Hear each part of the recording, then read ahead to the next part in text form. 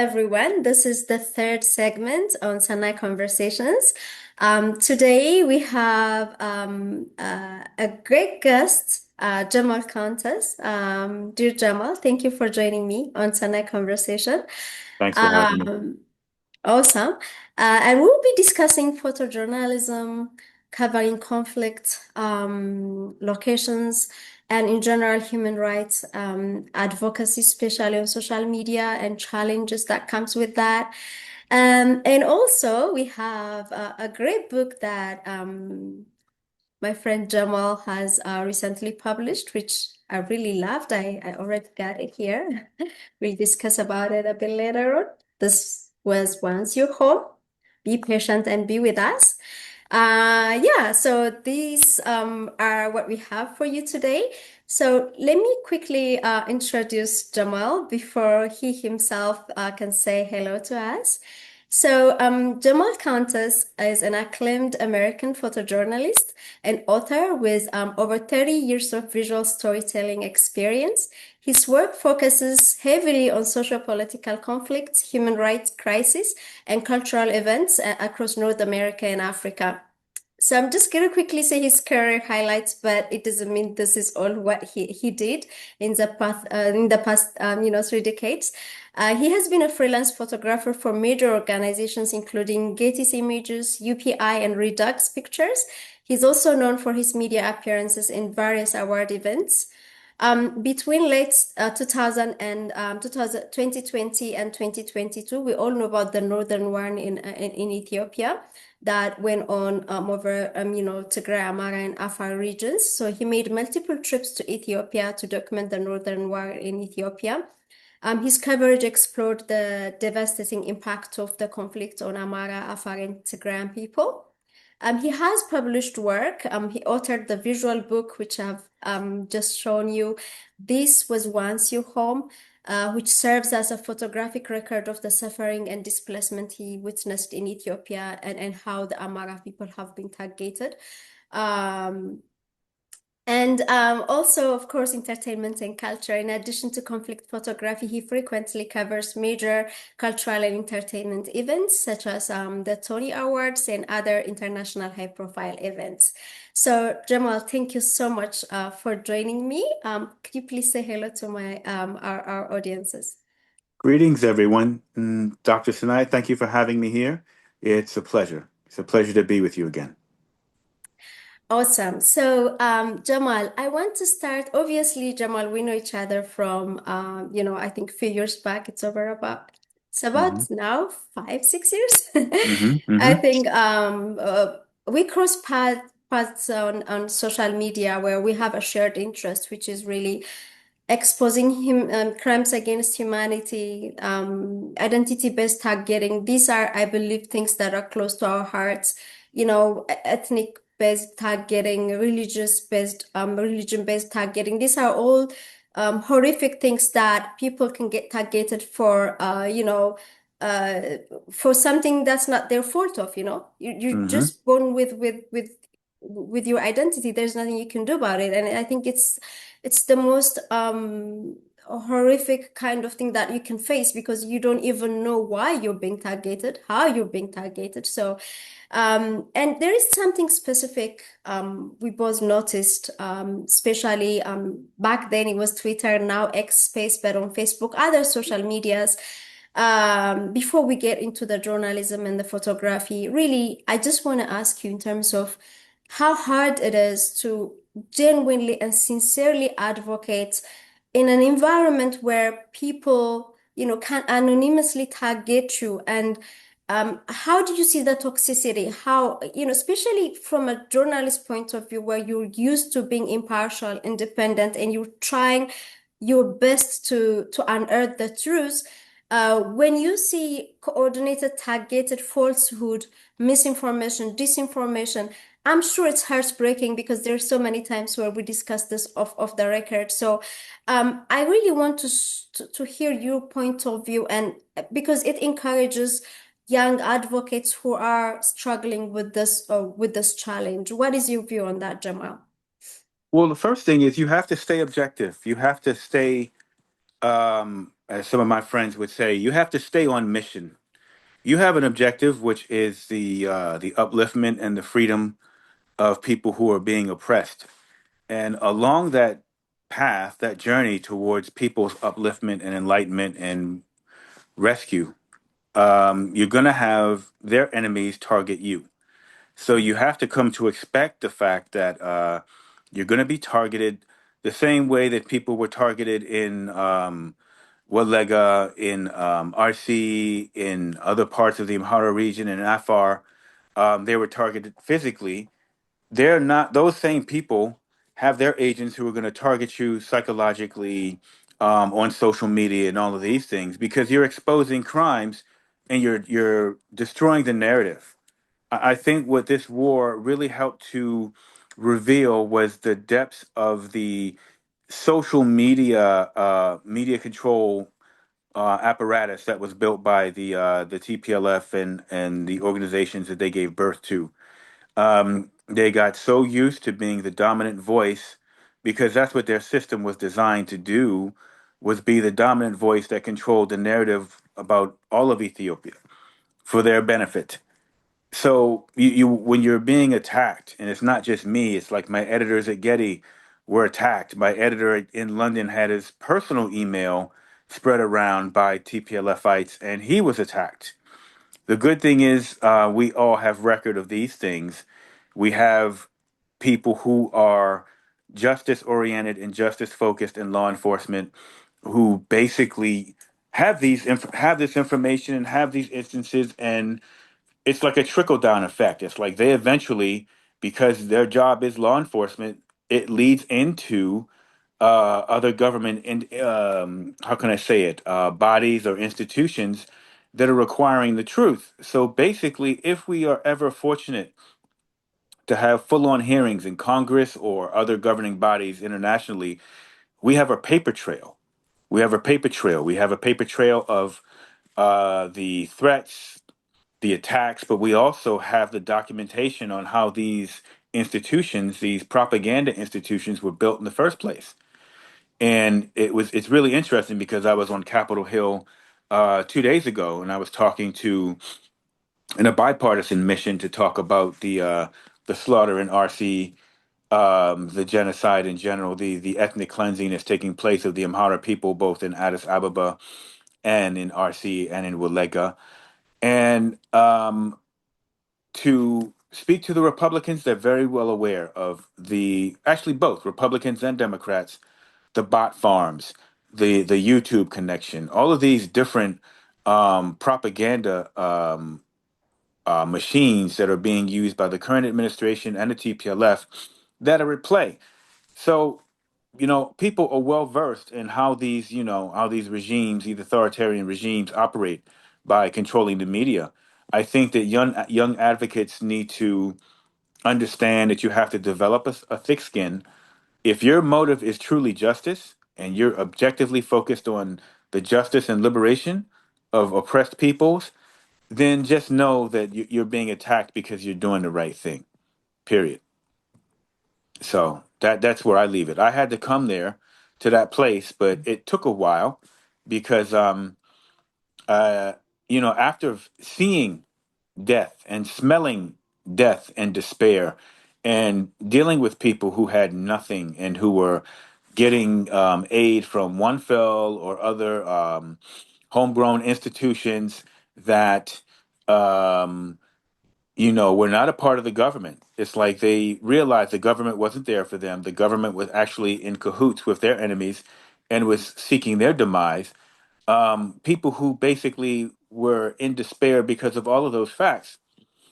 Um, Once you've kind of seen that and experienced that and empathized with that, you realize why you have to stay on mission. It doesn't matter who threatens you online, how badly they target you. I laugh at the fact that some of these agents were CCing editors all over Getty, new entertainment, news, trying to get anybody's attention to draw out the fact that I was vocal in seeking justice for the Amhara people, the Afar people, people who were displaced, people who were being marginalized. So My editors, because they have basically photographers and journalists covering other conflicts in the world, and authoritarian regimes use these methods and they use the same playbook. Control the media, control the narrative, demonize those people who are reporting on the truth, and go on.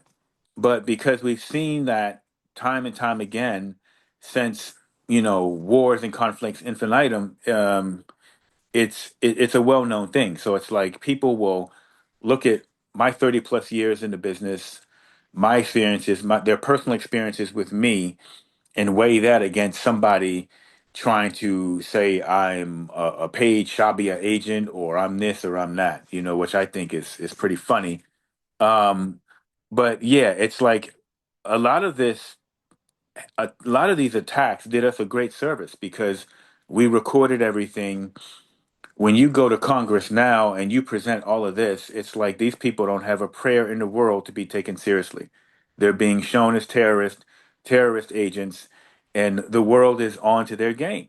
Whether it be northern extremist or southern extremist, everybody knows the truth now. So, Thank you very much, Jamal. I think you really, I wish I could explain things in such succinct matter because you covered so many of the issues that I was thinking of bringing up. Because there, like, I do volunteer at the Genocide Prevention in Ethiopia, GPE, and we did a lot of work together on that in terms of, sharing data, especially there are so many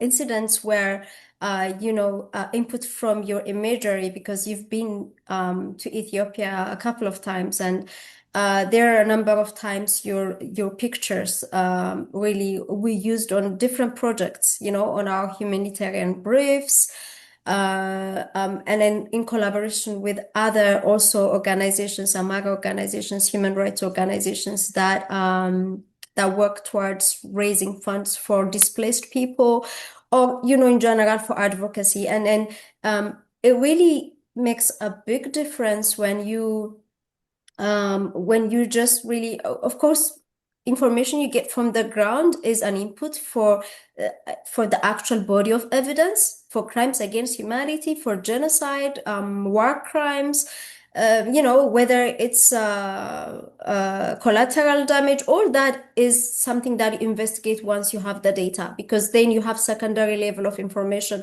You have, input from the victim's kins. You have DNA information, you have geospatial information. A lot of people think, like you said, there are these agents that are protecting the regime. They think by just showing disinformation, distrust and uncertainty in the situation, they think they can murky the waters. But if you systematically and objectively work through the issue, whether it's making sure an atrocity occurred, what occurred, who was the perpetrator, who was the victim. There is a systematic way of doing, and this is human rights defenders work. We work in the same way that journalists work if we do it objectively, because this is not mhm. about propaganda. This is about actually uncovering the facts. And when you get to justice, when you get to the court later, it's not whether you were working for the regime or working for TPLF or OLF. It's not just the fact that you have ID that matters. It matters whether you actually took part in the atrocities. So the data that's being collected is not just circumstantial, it's actual factual information. So a lot of these agents, I know this is all they can do because the deed is being committed, and all they could do is murky the waters.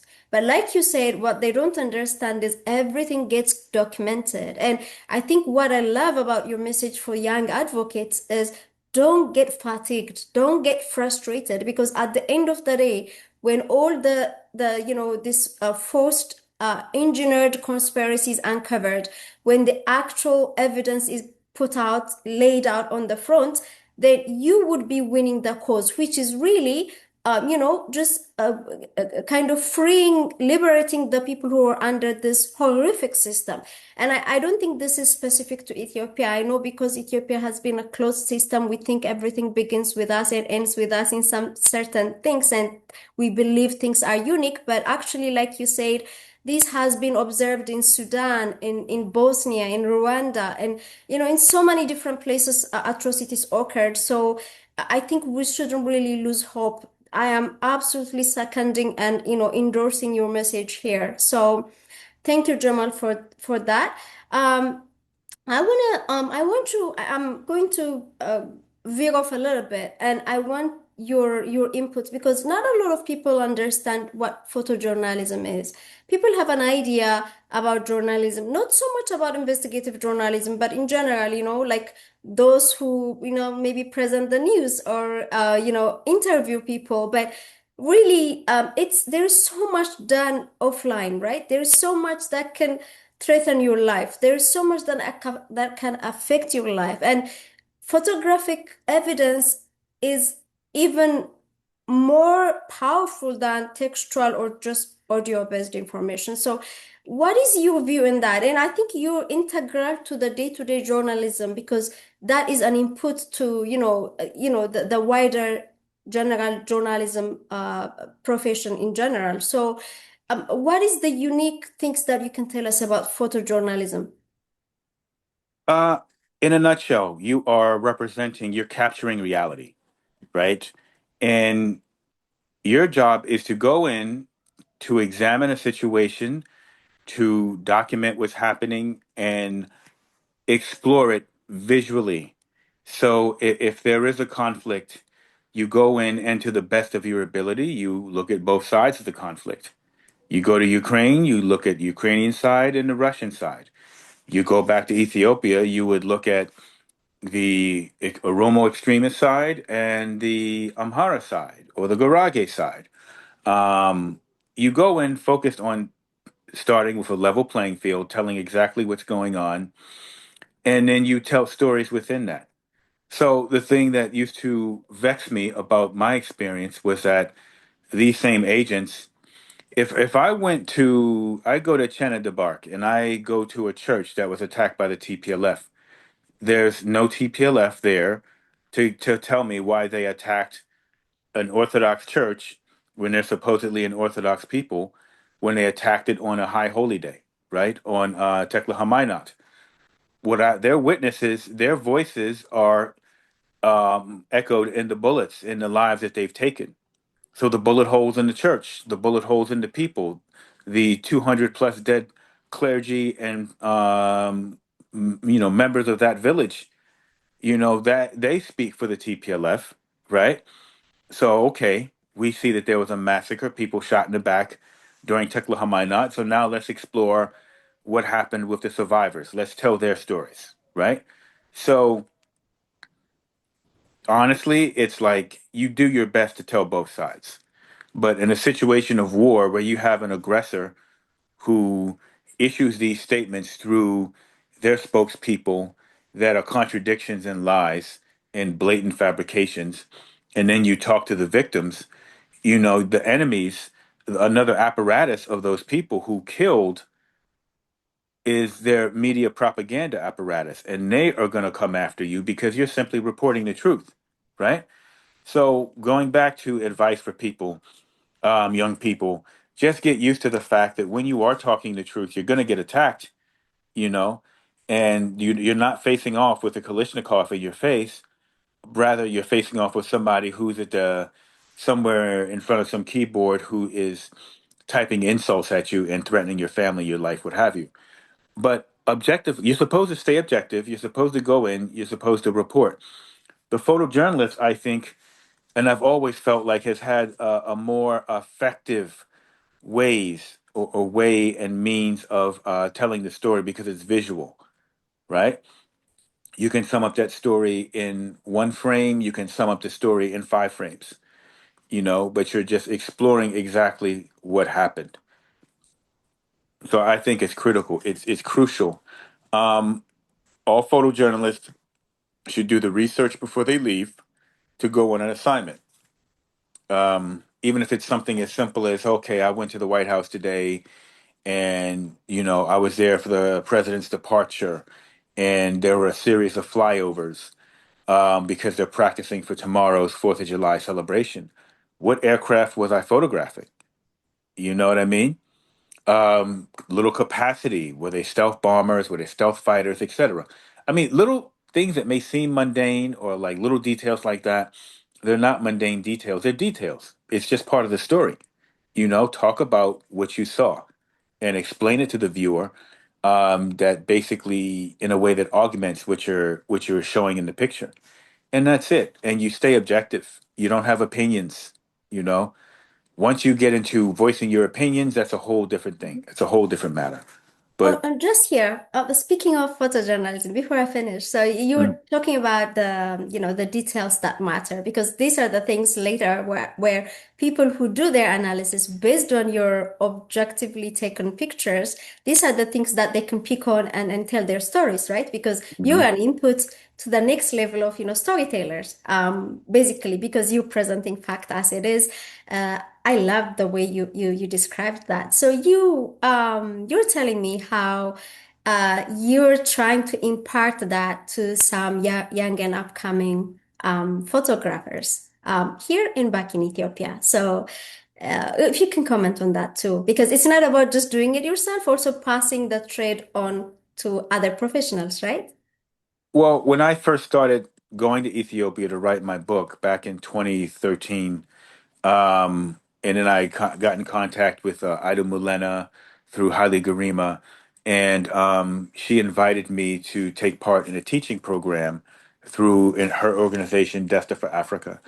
So I did volunteer teaching for a few years on and off in Addis Ababa because I really felt like young Ethiopian photographers needed to seize the momentum and tell their own stories, control their own narratives, and stop letting Ferengi coming in and doing it, or come in and do it.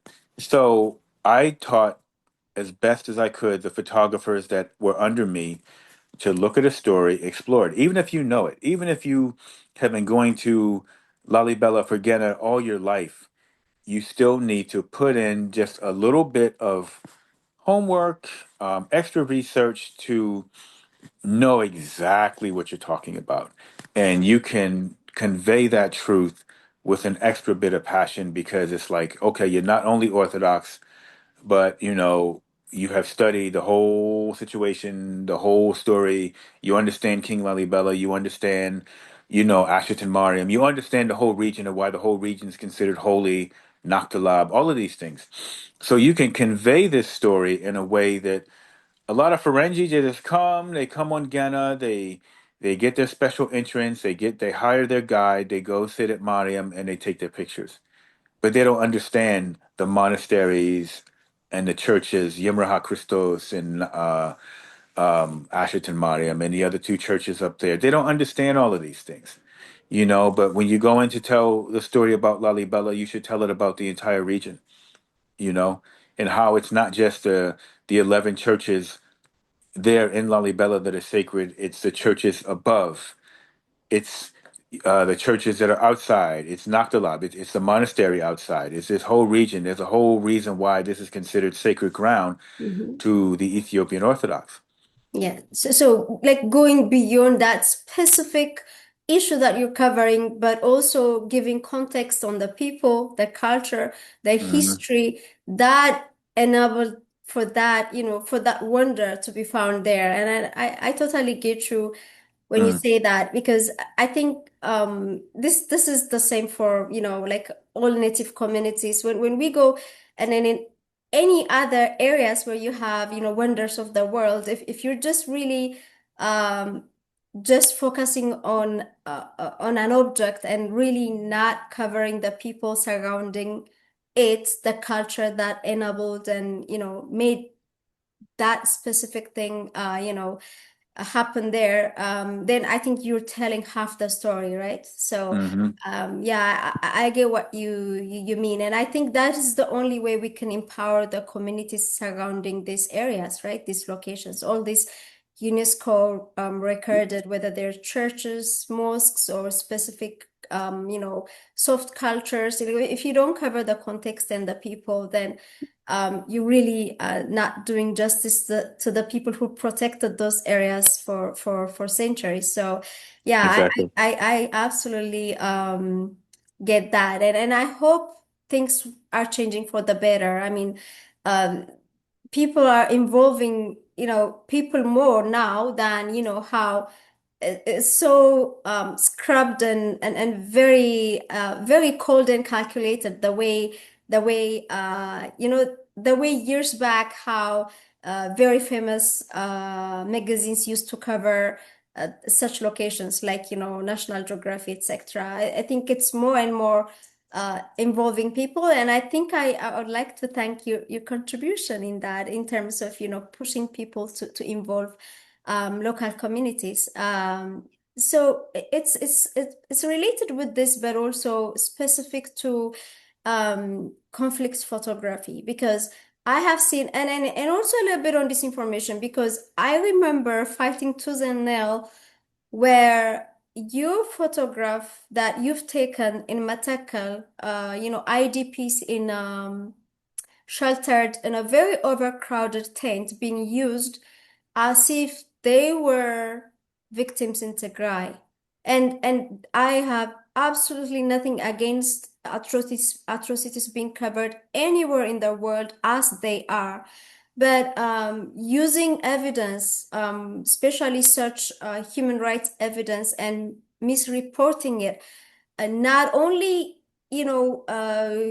removes the possibility of getting justice for the actual victims, but it actually also makes just confuses, and it doesn't help for the advocacy of the people you're trying to make it out to be. So a number of times this happened to your photographs, and I remember being part of the advocacy for organizations who do this to correct their mistakes. So I just want you to comment on two things.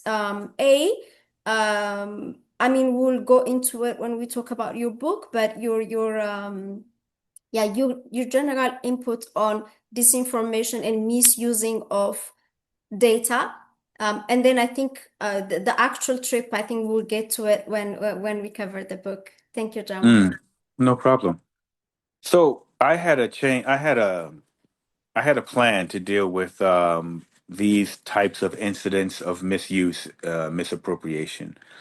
I thank God that I had a $4 billion a year agency behind me, um, and I could basically tell my editor, like, listen, this is what's happening. Somebody is using this, and I know they paid for the image, but they're not using the information properly.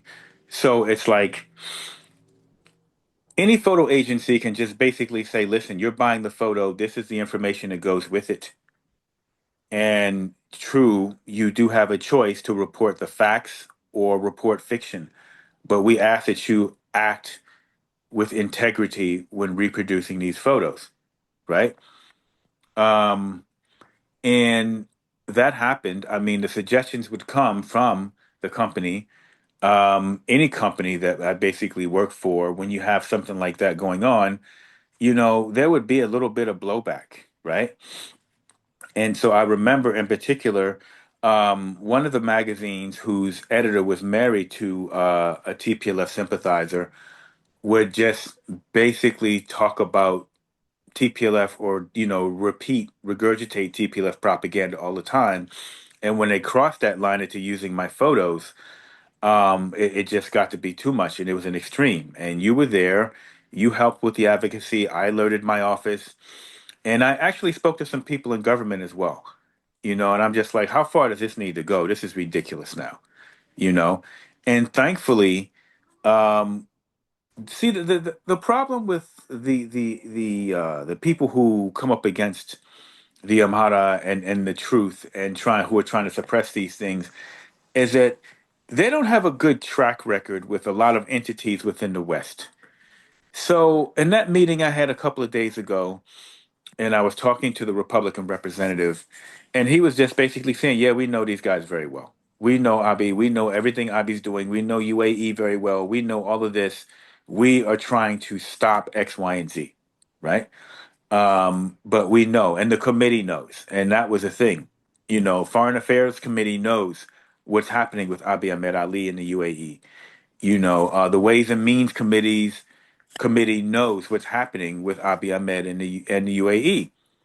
And so when you see, especially in a situation where there are journalists who were in that building 3 times a week, sometimes covering um, uh, news events, be it for Democrats or Republicans, and recovering them and covering them religiously, and you get to know them or you get to know their work, and then all of a sudden you have somebody who's a part of an authoritarian regime trying to lob untruths at this person. That authoritarian regime agent looks crazy, and they basically do a complete disservice to their cause. So, um, staying the course, dealing with it, fighting when somebody used actually a very big outlet here in the U.S. when I was covering the IDP camp in Emabet, and they stripped the caption for the photo. They stripped all reference to Amhara off the caption. A young man suffering due to the Tigray war, which could imply anything, right? And so you have to push back. You have to push back. You ask your editors to push back. You push back. You ask the community to push back. You know, if you're getting 30, 40,000 letters, 3,000 letters, 300 letters of complaint about misinformation, it eventually gets to the right person. You know, you can't just, because most of your enemies expect you to roll over and play dead. Oh, we have the Amhara beat, somebody said recently. We've crushed the Amhara. It's like, no, they have painted themselves out to be pure genocidal psychopaths, you know? And these people who basically think, oh, well, we control the media. And so, yeah, but Arcee still got out in detail within minutes of it happening, hours of it happening. There's video, there's this, there's that. And even if you try to turn off the internet, the message is still going to get out, you know? And then the fact that there's no journalistic freedom, the fact that journalists are in jail by the dozens and others have had to flee, go into exile. So there are still some just people, some sane people in the world who look at all of these facts and they're just like, these guys are full of caca. You know, that's the only way I can put it. You're going to have somebody sitting there talk about your elections, and more than half the country is embroiled in conflict. You know, so how can you have a free and fair elections? You hire a bunch of, or you recruit a bunch of election observers who come from corrupt regimes themselves. You know, so there is still good in the world. There are still good players who look at the facts and who won't believe the whole weapons of mass destruction story just because you spin it. So everybody just needs to stand firm in the truth. When you have the truth is on your side. God is on your side. So I don't know if I answered that question. Absolutely, Yeah. absolutely. I Mm. mean, no, I agree with you. Because just like what you said, at the GPE, we met with the UAE desk at the State Department, and we like no propaganda, no narrative, 40 solid slides of information that we've presented and sent. And on that information, and then I'm just really to let you know, of course, there needs to be independent verification they're going to do, but pretty much after solid 5 years of work, now GPE information is being taken as an open source intelligence, like an OSINT source. A very credible one, because you can look at a number of NGOs that are registered with the UN to present at the UNHRC. A lot of their reports, you go to their references, to their little bibliography and cited references. you will get that they used our reports, not only GPE but also other credible associations like the AAA, Amara Association of America, other even individual consistent human rights advocates and journalists. Um, their reporting, their field inputs have been used in these high profile reports that are presented to State Department, UNHRC, not only because we directly sent them, but because consistency matters, like you said. And all it takes is you consistently report, you put it out there. All it takes is for a third party to go and cross-validate what you're doing. And if it consistently becomes the truth, and you don't know how many times we've issued a red alert, an early warning, and it occurred exactly as at some point I feel like we're a harbinger. We feel bad because it is the truth, but you know it, an atrocity is coming. If there was a very good system on the ground, if the monopoly of violence wasn't with the government, if we had some kind of independent force, a number of these atrocities, it's actually possible to prevent it because we got the information ahead of time. And you know this because there are these different indicators of after being in this space for a while, people get to trust you. Even individuals start sending you direct messages, DMs. You don't even have to be an institution because now, thanks to social media, it's with this advent of technology now, you cannot really, like you said, regimes cannot control how people connect, people to people connect, like good souls out there who really not just about politics, about political power or certain benefits and really want to change the world. There are such people, still such people out there. And that forms a network of people. And I believe that is probably what would cut off regimes that would have gone on for years nowadays because of people meeting people and connecting. I think the truth gets exposed a lot earlier than it usually would have been. And like you said, with this work we do, with the volunteer work we do with GP and other works like that, it looks like, the politics, governments, for diplomatic reasons, they need to be politically correct. And it might not look like things are exposed, but people now know what's going on. There is targeting happening, religious targeting, ethnic-based targeting. Amaras have been systematically attacked and removed and on a different levels. And I think the best way to discuss through that is really to look at because this book, the book that you've published. This was once, let me make it, it's clear now. Can you say it, Jamal? Mm-hmm. Yeah. This was once your home. Mm-hmm. Um, Congratulations first for getting this book out there. Thank you. Thank Uh, you. Very good quality. I ordered it the minute I know that it was out there. It got me back to that time when we first started working on GP. This issue wasn't that supported. As you know, how forceful TPLF agents are on social media. At the same time, the regime itself, the Abiy-led regime itself, is also hell-bent on covering up what's going on in Matakal and Wallega.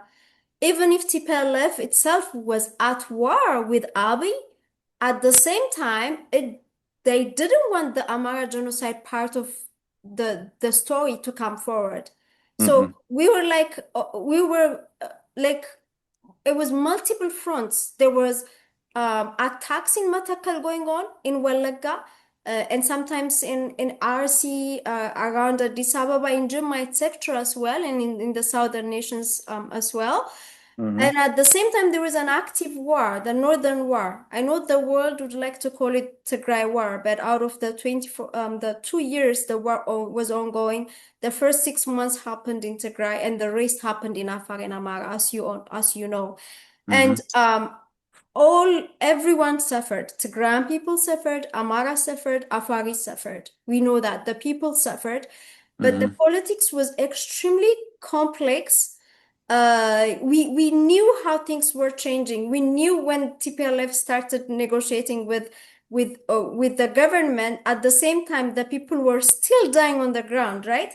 There was Yes. a lot of murky stuff happening, Hmm. and my cadre happened, as you know, November 9. And later on, you had the opportunity to go and document that as well. And what I call complex is my cadre happened because TPLF operatives mercilessly killed civilians in my cadre. Hmm. At the And same time, Humera. and And in Humera. Humera, yeah, in Humera. And part of your documentation also covers what happened in Metekel. And Metekel happened because there were non-state actors that conspire with the regime at the back. These are oil operatives and also Gumuz militants that were massacring people, civilians, mercilessly again. And it happened in a very similar kind of time space. Um, I mean, I just want you to let me know and the journey, the different context. You were being mercilessly attacked because of covering what happened in Makadra and Humera. At the same time, a different kind of people were also attacking you for what was happening in Matakel. And, I want to, tell my viewers, people who are watching this show is being broadcast on Maraja TV. So the Ethiopian people see this, and then I really want our people to know really who's out there standing for them while being attacked from different directions. There are good people still out there who are doing their best by going on the ground, covering things as they are, even if the entire international community at the time really wanted to cover this up. And we do know that they tried. So, yeah, I really want to reflect on that while keeping it central to this, this historical photo book that you published. Thank you, Jamal. Well, the book basically is a result of continued propaganda and continuing people continuing to try to change the narrative. So I said, well, as opposed to just like digital rebuttals and online debates and published articles that are in digital format, let's put it in a more permanent form. Now I had the exhibitions. We had the exhibitions. Different activists, different Amhara entities, and other entities helped me to produce these exhibitions.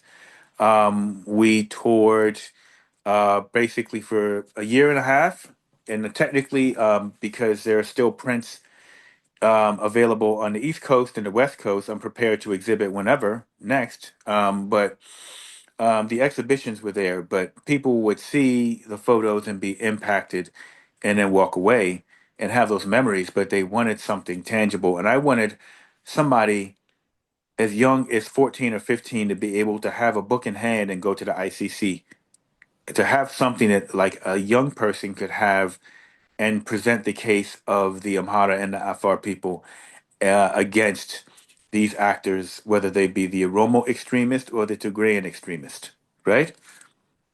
Excuse me. So when this first occurred, I went to deal with medical first because people thought that what they were hearing was too fantastic and the Western media wouldn't take it seriously. So you go there because you have to report what's happening on the ground and you have to explain it to Western audiences that yes, there is ritualized cannibalism taking place. Whether it's cultural, whether they've been doing it for hundreds of years, doesn't matter. People are being exterminated in a region that is basically a hotbed for natural resources or what have you, and being attacked by extremists who are using the Gamuz militia to do their dirty work and partnering up with them, brainwashing them, and et cetera, taking advantage of who they are and how they practice to terrorize the Amhara people in that region. So that occurred, and I knew I had to go there and talk about it. And the best way to talk about it was in pictures. So, once again, the whole idea of the picture speaking alongside the testimony of the survivor and conveying the emotions, staying with these people, getting them to open up and talk about what they're experiencing, allowing them to tell their truth, to talk about this. So when I came back from Chagny, it's like the onslaught hadn't really started yet.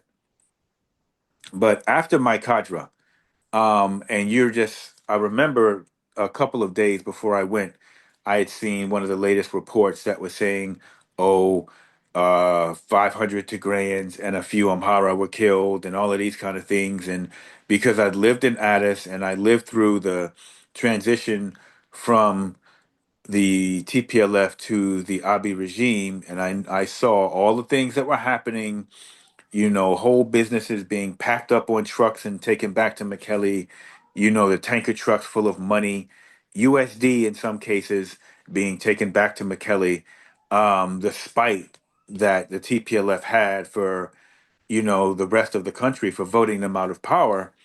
This was just an extension of that as they attempted to regain power.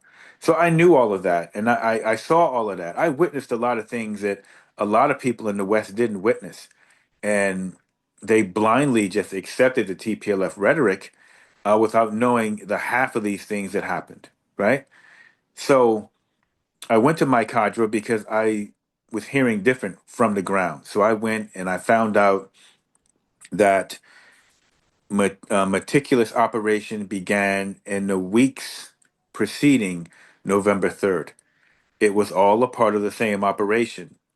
And the confiscation of IDs, the limitation of Amharas coming in and out of my cadre, all of these things, the Samri arriving in the region, the farms all being owned by TPLF generals, retired TPLF generals who had access to the same resources they had when they were in service. All of these things. The world needed to know. So, you go to my cadre, you keep it real, you keep it objective, you talk to the victims, you talk to the survivors, you talk to those people who held their children while their husbands were being killed. You talk to the children who watched their father being taken away by a group of men one night and disappeared, being found on a mountain 30 miles away, murdered. Um, all of these stories, you had to report because the Western media wasn't talking about them. So I went to my cadre and I did that, and my editor got the blowback first. Just to keep it real, there is a bit of bias against, Black Americans by certain entities, certain people within the Ethiopian community. So basically, it's like, who is this guy? He's unqualified just because I was Black American and I wasn't white. So he's unqualified to tell the story. He's not a journalist. But then people started to look me up and they realized, okay, he was a staffer at Getty, he'd been with Getty, he'd been with this agency, that agency. So he had experience. Oh, but he's not experienced in telling stories because he does celebrity work. Never mind my political work. They didn't know how to look it up.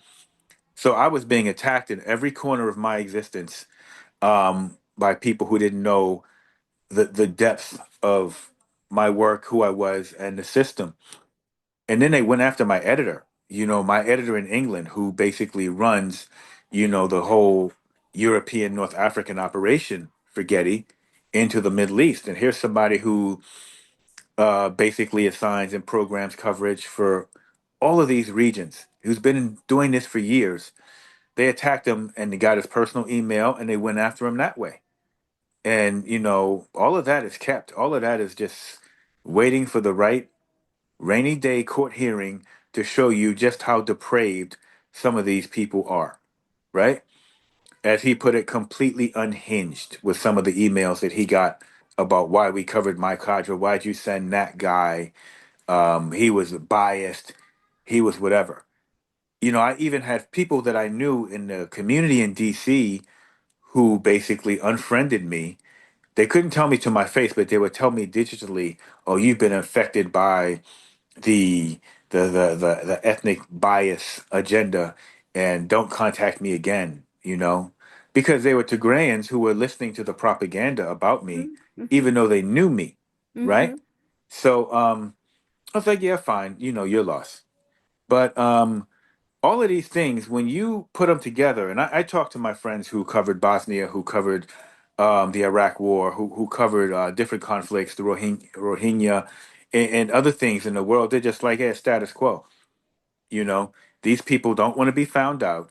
Um, they live in a vacuum where they think they can just say something to you, but they don't realize that no, there's a series of measures that records everything you say and do to people and about people.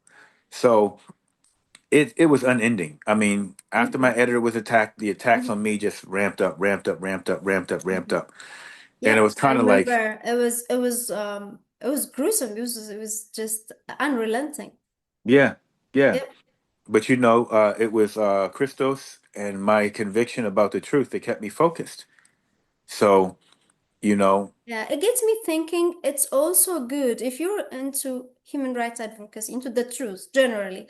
Like yeah, truth is something, it's a cross you bear and you follow till the end of the days, but still it helps to have a support group, to mm, have like-minded people who believe in the truth, who would not give up, who have the conviction to see through, because you don't need a movement, you don't need thousands or millions, you need committed few who would show up every time. hmm And we have such a support group at the back when we see disinformation, because this is something that I always say, especially it might be true for other targeted operations, where people are targeted because of their identity, whether religion or ethnic identity, like the Amara genocide.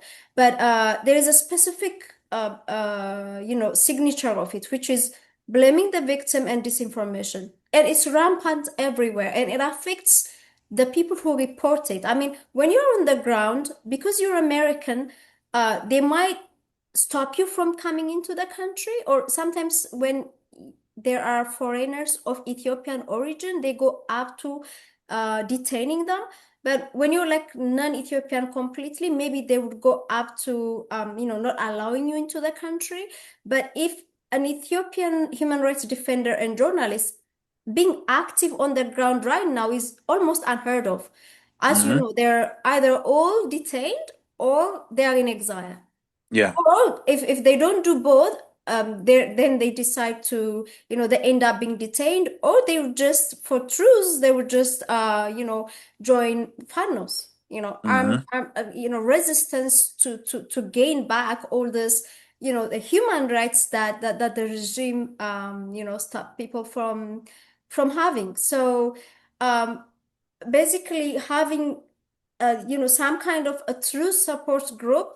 The reason I mentioned this is because I don't know what sort of whether, like you said, people not knowing what was going on when the TPLF-led regime transited into this OPP-led or Abiy, the Abiy administration currently that is ongoing, which is part of the same system, right? It's all the same ethnic based apartheid. I wouldn't call it federalism, because the way it's being implemented, it's not democratic as it says, because otherwise we wouldn't have all this human rights disaster. But basically, we don't know why all these bias occurred, but when the Northern War started, it happened 3rd/4th of November, right? But the Maikadra massacre happened 9th of November. And on 14th of November, at the time, the leader of the PLF was Dr. Debretsion. On 14th November, there was a lot of shock about what happened in Maikadra, because everyone was still focused on all the massacres that were happening in Matakal and Wallaga. And there was a specific signature of that, which is really the use of machetes, axes. It was horrific. It's not even the OLA fighters, even if they have their machine guns, they were not using them. They were using hmm just horrific ways of killing people. And this was unheard of from the TPLF operatives before. So when it happened in my cadre, It was a huge shock for the Ethiopian community, both back home and in the diaspora. And the first thing, it must be out of shock, or it must be because the TPLF operatives, both in the military and the diaspora, didn't come up with this idea of shifting the blame at the time. But he clearly went out. He used to give a wartime brief every day, if you remember, with all his blue gloves and everything. He went out and said it was during COVID. And then he said that the Amaras that died, and he called it Western Tigray, as you know, that's how they claim that area, are not the work of TPLF. He literally, word for word, he said that this is similar to what happens elsewhere in Oromia region, like in Walega. He said, Mm, and then so he tried to shift the blame and put it on Abiy's forces, but he never denied that the victims were Amaras. mm, So we packed this video and sent it to anyone who would listen. mm-hmm. We captioned it. Amnesty, nobody wanted to touch it. As you know, that Yeah. footage still exists. And there will be a day when they would have to try and, you know, like kind of marry this claim, the victims are not Amaras, with what their leader, Dr. Debretsion, said himself at the time. And this is a very, very specific technique being used not only by TPLF, the entire anyone who is in power through this regime, because the same thing is being done in RC, in Walega. Abuse operatives say the same thing. They try to shift the blame on Fanos, on Amaras, on other groups, or on other, oppositions that they have, even if we know who the victim is and who the perpetrator is. And I think you're absolutely right in terms of, keeping tabs on who is doing what, because at the end of the day, paper trail matters, right? Evidence Mm-hmm. matters. Yes, it does. Um, Yes, it does. yeah, and I mean, for me, uh, I have PTSD in terms of looking at certain pictures, reading some, because in the beginning, especially 2020 to 2023 and 4, we were very heavy in terms of processing, post-atrocity pictures, the stories. They are soul-wrenching, and I had to go through a lot of issues to try and, lead my life paranormal, and I'm pretty sure it's the same for you. Anyone who dealt with such stories, it affects you. And I think religion is maybe one thing, faith is something that one of the things that could get us through, but it's very difficult, and I want you to reflect on that too. But I went back and went through this, and I know some of these stories from another source, and then I looked at it, and it put me back there. It's really heart wrenching, soul wrenching, and then I think people really need to know, need to get this book. I mean, there are hundreds of reports they can read. There are so many things they can get into, but for people to quickly have a grasp of what went on, the extent, these individual stories, they capture almost the entire context, in medical context, in what was going on around Addis Ababa, and what's going on, and what went on in Maikadra and Humara. So I really want you to clearly put where people can get this book, the outlist where, and we will put it on our YouTube channel, on the comments, and on the various social media accounts of Senay Conversation. But in your own words, I really want you to let our viewers know where they can get this book, because it's part of history, it's part of who we are. Okay, so first and foremost, it's available on Amazon. You can simply either search my name and the title, or just the title, and you will see it there. So Um, basically, the photo, this was Once Your Home by yes, Jemal Countess, right? yes, hmm, Okay. yeah, and that link we can share. I Mm-hmm. just had to relist Mm-hmm. the book on Blurb, so that link will be. I'll deliver that link to you hopefully within the next day or so, if not sooner. but primarily it's on Amazon. I switched to Amazon because I felt like after talking to people overseas, it would be the easiest way to globally disseminate the book, help Yep. people to access it. Mhm. So it's primarily Amazon. It'll be back on Blurb soon, but Amazon is your best bet.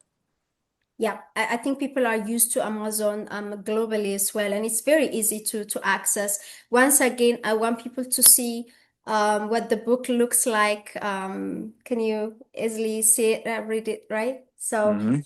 this was once your home. Hmm. So in there you will find the accounts of victims, survivors of this horrific crime that is yet to be brought to justice. But this is the journey on the way to justice. This is a very crucial milestone, having a photo evidence and completely documented testimonies with the entire context of the narrative of what went on. Jamal, I have no words. One interview is not enough to really cover your life experiences, your what you could impart to other young human rights advocates, photographers, journalists who would like to follow your path. And so I really would like to have you as a guest again. I don't want this to be a one-off, but Okay. for today, thank Hmm. you so much for being my guest. And as always, I have a huge respect for what you do. God bless you, your family, and then just thank you so much, Jamal. Thank you for having me, Sunny. Thank you so much. Thank you. Wonderful. Have a good evening. And then before we go, Happy Independence Day. I have my Ethiopian and American pin here. Eshi. Yeah, the plan is to have such a, a free nation for every country in the world, regardless of all the different problems we have, at least to have Mm. the platform where people can actually fight for their rights without fear of genocide. It's a great place to start. So happy Yes. Independence Day for my American viewers, and yeah, thank you.